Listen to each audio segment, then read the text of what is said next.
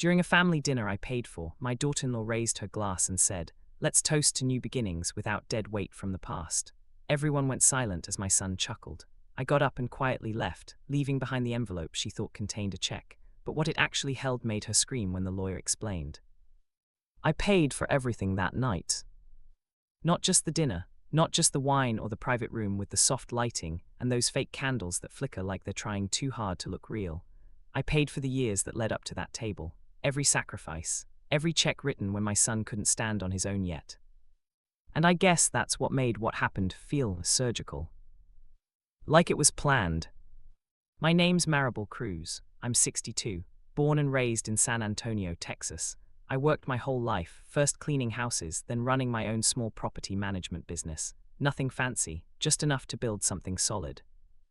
I had one kid, Mateo. His father left when Mateo was 8. No warning, just packed a bag and disappeared like we were nothing. So it was just me and that boy after that. I raised him hard but fair, made sure he never went hungry, never felt like he didn't matter. And for most of his life, he didn't forget that. Until he met her. Her name was Sienna. Not a bad name, but everything about her felt rehearsed, like she studied how to come off warm but missed the part where it's supposed to be real. The first time I met her, she hugged me too tight and held on a second too long. "I've heard so much about you," she said. That should have felt nice, it didn't. It felt like a line. Mateo was different around her, softer, careful, like he was constantly checking himself before speaking. At first, I told myself that's normal, people change when they fall in love. But this wasn't change. This was erasure. He stopped coming by as often, stopped calling unless I called first. When he did visit, she always came with him. Always. And she had this way of taking over the room, without raising her voice. "Oh, Mateo, didn't you say your mom was thinking of selling that duplex? Oh, Mateo, remember you said you wanted to invest differently? Oh, Mateo." Little things, but constant, like she was rewriting his thoughts in real time. Then came the business talk. I had built up 3 rental properties over the years. Nothing huge, but steady income, enough that I wasn't worried about retirement. One night, over dinner at my place, Sienna brought it up like it was casual. "You've done amazing, Maribel," she said, sipping wine like she owned the place. "But managing all that alone at your age, it must be exhausting." I wasn't exhausted. I was fine. Mateo jumped in. "We've been talking about maybe consolidating things, selling 1 or 2 properties, investing the money differently." "We?" That word hit me harder than I expected. "We?" I asked. He nodded, not even noticing. Sienna smiled, just thinking long-term, for the family. Family? She had been around for 6 months. I didn't argue that night, I just watched, listened, and started paying attention. That's when I noticed something else. Money. Mateo had always been decent with it, not great but not reckless. Suddenly he was stretched thin, talking about loans, credit cards, short-term stuff. I asked him straight one day, "What's going on with your finances?" He hesitated. That was all I needed to know. Later, I found out through someone I trust, an old friend who works in banking, that Mateo had co-signed on a business loan. Not his business. Hers. A boutique clothing startup that wasn't making any real profit. He didn't tell me. That's when something inside me shifted. I didn't confront him, not yet. Instead, I started preparing. Quietly, I moved my assets into a trust, talked to a lawyer, set conditions, not crazy ones, just basic respect, inclusion, no attempts to isolate me or manipulate family decisions. My lawyer actually looked at me and said, "You're expecting trouble." I said, "I'm preparing for it." The dinner happened about 3 months later. Sienna insisted on celebrating their new phase. That's what she called it. New phase. She picked the restaurant, I upgraded it. Private room, full menu, top-shelf wine. If we were going to do this, we were doing it right. I invited a few close relatives, kept it small. The whole night felt off. Too polished. Too controlled. Sienna was glowing, but not in a happy way, more like someone waiting for their moment. Matteo barely looked at me. Halfway through the meal, she stood up, tapped her glass. That sound, it still rings in my ears. "Let's toast," she said, smiling like she had already won something. Everyone quieted down. I remember the way Matteo avoided my eyes. That's when I knew. Whatever was about to happen, he already knew about it. "To new beginnings," she said. I picked up my glass slowly. "And leaving behind anything that holds us back," she added. A pause. Then she looked right at me. "Even if it's dead weight from the past." There it was. Clean, direct. No confusion. The room went dead silent. I looked at Matteo. He chuckled. Not loud, not proud. Just enough. That hurt more than anything she said. And in that exact moment, something in me shut off. Not anger. Not sadness. Just done. I stood up. No shaking, no yelling. Just calm. "Enjoy the evening," I said. I took the envelope from my bag and placed it in front of her. Thick, heavy, exactly what she expected. Her eyes lit up for a second. She thought it was a check. A reward. A thank you.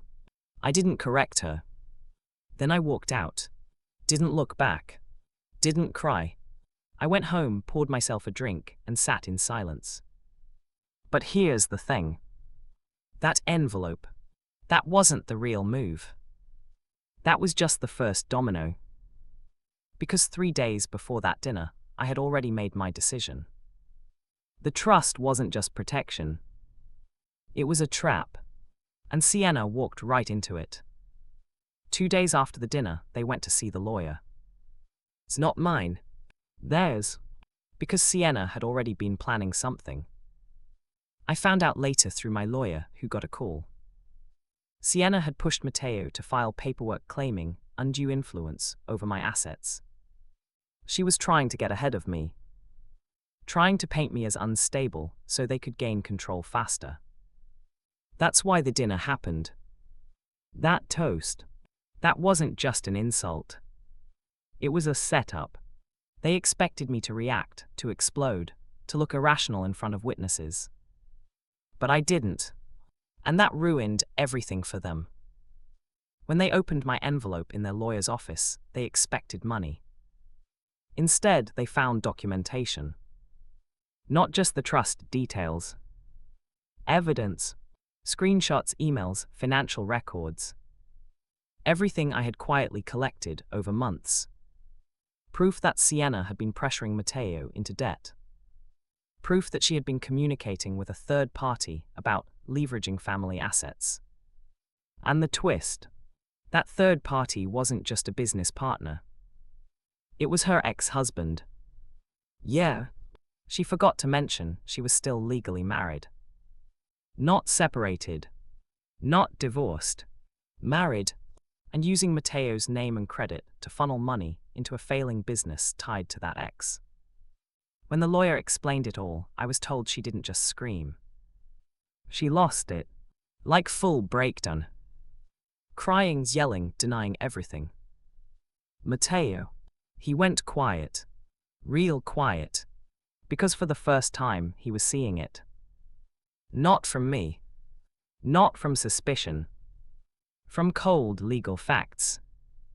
The trust revoked everything immediately due to bad faith conduct. Every asset locked away. Untouchable. And because of the fraud risk tied to her undisclosed marriage and financial activity. There was a criminal investigation flagged. Yeah. I didn't just walk away from that dinner. I pulled the floor out from under her entire life. Matteo showed up at my house a week later. He looked like hell. Didn't sleep, didn't shave. Just broken. You knew, he asked. I looked at him for a long time. I suspected, I said. You confirmed it. He sat down like his legs gave out. She said she was divorced, he whispered.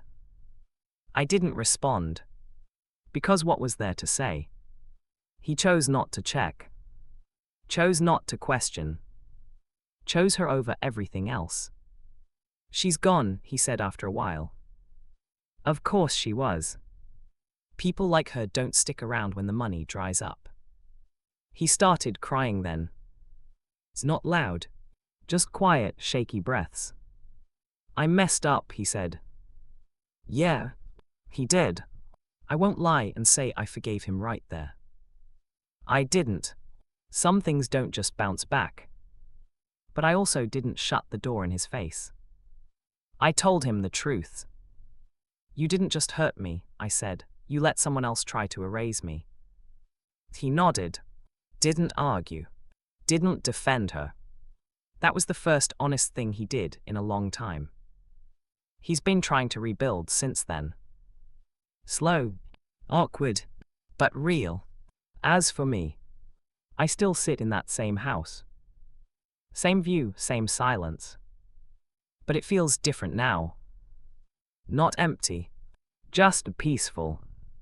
And sometimes I think about that dinner. That moment she raised her glass like she had already won. And I almost laugh. Because she thought she was cutting me out.